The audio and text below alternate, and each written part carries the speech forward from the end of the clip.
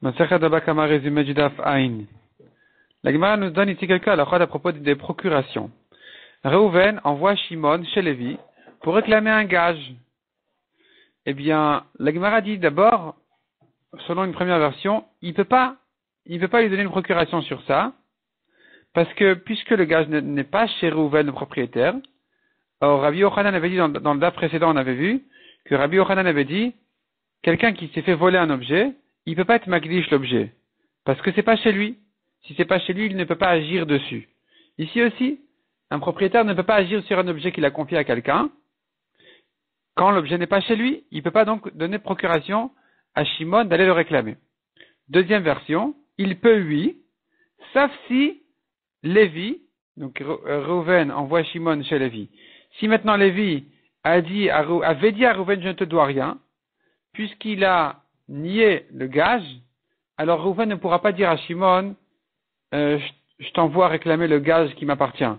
Parce que ça paraît un peu être un mensonge quand ils disent mon gage qui m'appartient. On ne sait pas s'il lui appartient ou il lui appartient pas. Donc ici, il ne pourra pas le réclamer. Mais sinon, si Lévi n'a rien dit, alors Reuven pourra lui donner procuration sur son objet. La Gemara dit encore, il faudrait que dans la procuration, Reuven permette à Shimon, ils lui disent comme ça, tu récupères l'objet pour toi-même. Tu vas au Bedin, tu te fais juger contre Lévi, et tu peux récupérer l'objet pour toi-même. Si on n'a pas dit comme ça vaut rien. Parce que sinon Lévi pourra dire à Shimon, écoute, je ne te connais pas, te mêle pas, ça ne te regarde pas. Donc il faudra qu'il lui dise, je suis concerné directement, voilà que Reuven m'a dit que c'est pour moi. C'est pour moi que je vais au Bedin. Donc c'est pour que je prenne l'objet pour moi-même. La Gemara dit cependant, à partir du moment où il a un certain pourcentage, la moitié, le tiers, le quart, c'est suffisant pour se faire juger sur la totalité de l'objet. La Gemara dit encore, si maintenant Shimon, le chaliar, il a pris l'objet pour lui-même, finalement, à la conclusion de la Gemara, on va lui reprendre. Il peut pas le garder pour lui-même. Donc, Reuven qui a envoyé Shimon chez Lévi pour se faire juger et récupérer son objet, et voici que Shimon, il vient garder l'objet pour lui-même, il n'aura pas le droit.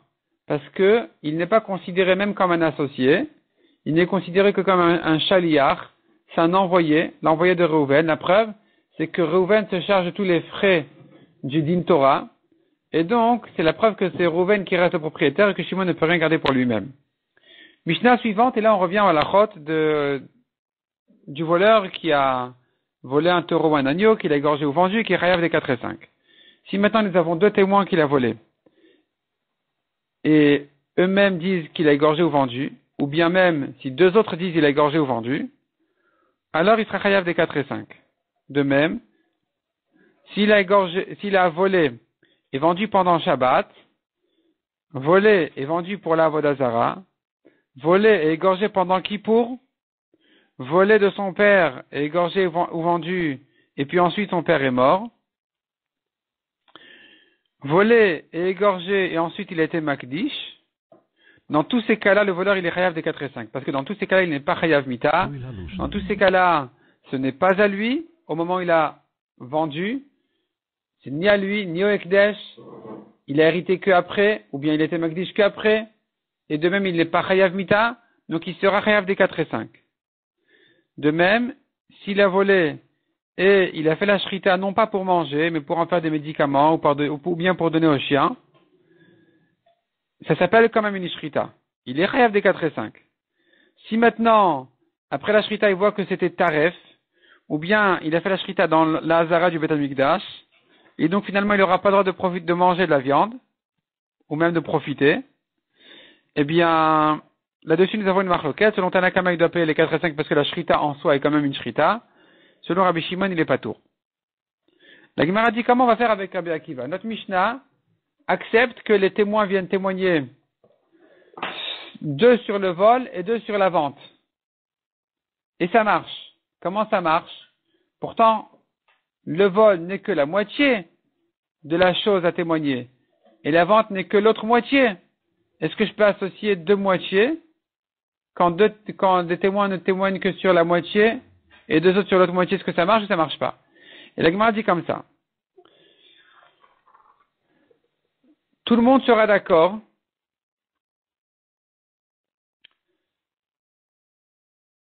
En fait, on pourra ordonner ça en trois niveaux. Il y a un cas où tout le monde sera d'accord que je peux associer les témoins, un cas où tout le monde sera d'accord qu'on ne peut pas les associer, et un cas qui est en marloquette. Le cas où tout le monde est d'accord qu'on ne peut pas associer de témoins, c'est quand maintenant ils viennent témoigner, deux témoins et deux autres, qu'un enfant est devenu adulte. Et donc, il est devenu adulte, c'est-à-dire qu'ils ont vu les simanim. Les simanim, c'est-à-dire qu'il a déjà des poils comme un adulte. Deux disent on a vu un poil. Deux autres disent on a vu un autre poil. Selon tout le monde, ça s'appelle Khati Davar. Chaque témoignage ne se rapporte que sur une moitié de choses. Ni eux disent il est adulte, ni eux disent il est adulte. On ne pourra pas les associer. La Torah dit les deux témoins doivent témoigner sur une chose, pas sur une demi-chose. Dire un poil, c'est une demi-chose, c'est rien du tout.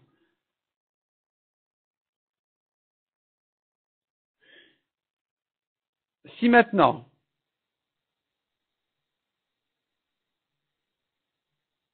l'autre extrême, c'est notre Mishnah. C'est-à-dire que les deux, ils disent quelque chose qui est important en soi. Deux témoins viennent dire, cette femme-là est mariée. On leur dit bravo, vous avez donné une information complète. Deux autres disent, elle a fauté. Après son mariage, elle a fauté. Alors même si les derniers ont besoin des premiers, parce que si on ne sait pas qu'elle était mariée, alors les derniers n'ont rien dit finalement, on ne pourra pas la condamner. Mais, puisque les premiers n'ont pas besoin des derniers, alors on pourra associer les deux témoins pour condamner la femme. Enfin, plutôt les deux et les deux pour condamner la femme. De même dans notre Mishnah, c'est comme ça, c'est pareil aussi. Les deux qui ont dit il a volé, c'est un témoignage entier. Les deux qui disent et ensuite il a vendu, on ne sait pas s'il a volé ou pas, mais on sait qu'il a vendu. Alors même si les derniers ont besoin des premiers, puisque les premiers n'ont pas besoin des derniers, ça s'appellera un témoignage entier, on pourra les associer. Dans un cas par contre, où deux témoins viennent témoigner sur une demi-chose, mais qui a un sens. Pas comme un poil qui n'a pas de sens. Un poil, c'est rien. Un poil, ça veut dire il est petit, il n'est pas adulte. Les deux autres, ils disent il a un poil, ça veut dire encore il est petit, il n'est pas adulte. Donc eux, on dit il est petit, eux, on dit il est petit, 0 plus 0. Mais dans un cas où on a besoin de savoir qu'un homme habite ici pendant 3 ans, et nous avons deux témoins qui témoignent sur la première année, deux sur la deuxième, deux sur la troisième, on pourra les associer.